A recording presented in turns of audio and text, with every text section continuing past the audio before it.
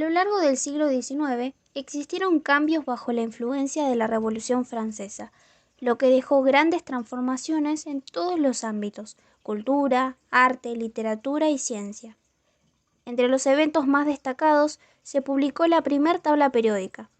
También se formularon las leyes de Mendel y se publicó el libro El origen de las especies, así como también la teoría de la evolución.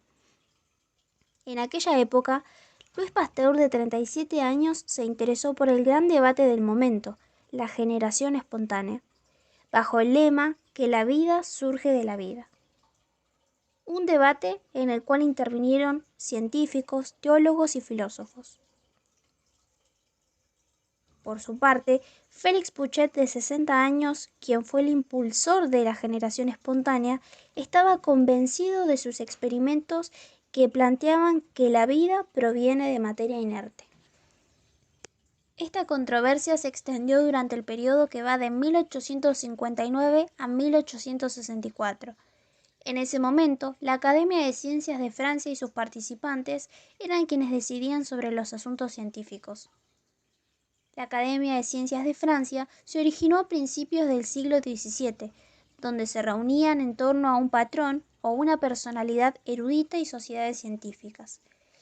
Bajo la Restauración y bajo la Ordenanza de 1816, les da autonomía. Se piden y se consolidan las bases de la estructura actual, que constan de secciones conformadas por miembros corresponsales y socios extranjeros.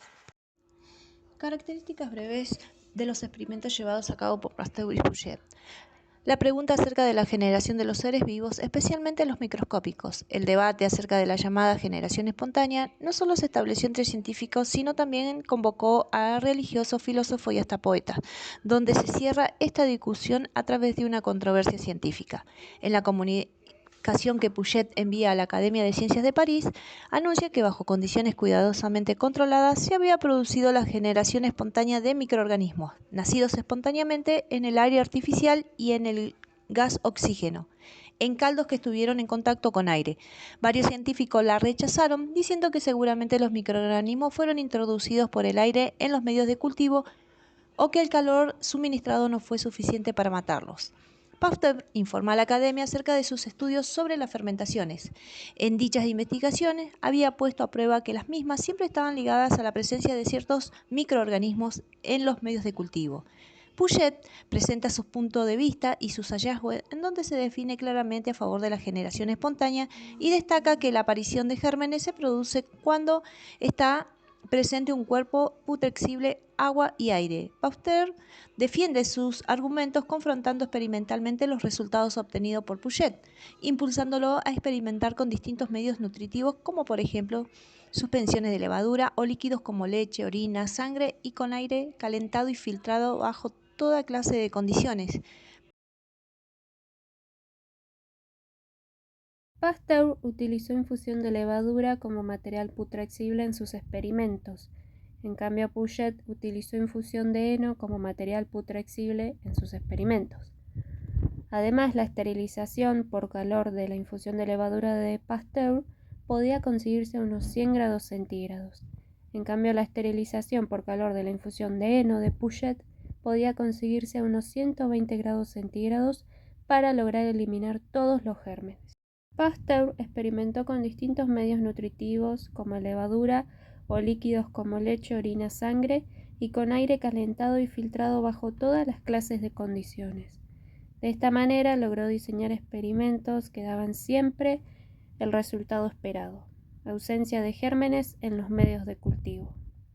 Puchet estaba convencido de que los datos experimentales obtenidos en sus diferentes trabajos eran testimonio más que suficiente de que la generación espontánea existía.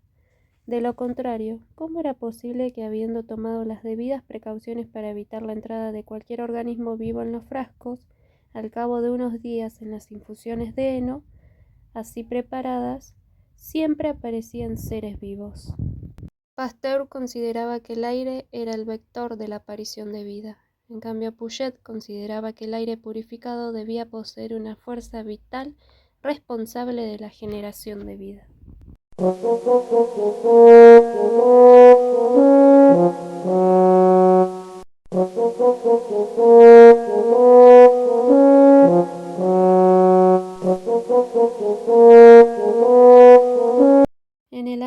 1862, la Academia de Ciencias de París buscaba terminar con esta disputa sobre la generación espontánea, por lo que ofreció un premio para los experimentos que lograran este objetivo y formó la primera comisión.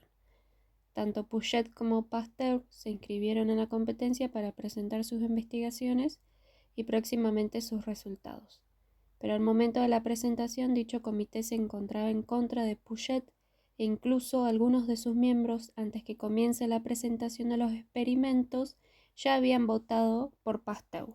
Es por esto que Pouchet decide retirarse de la competencia, dejando que Pasteur reciba sin oposición el premio por un manuscrito que había escrito en 1861.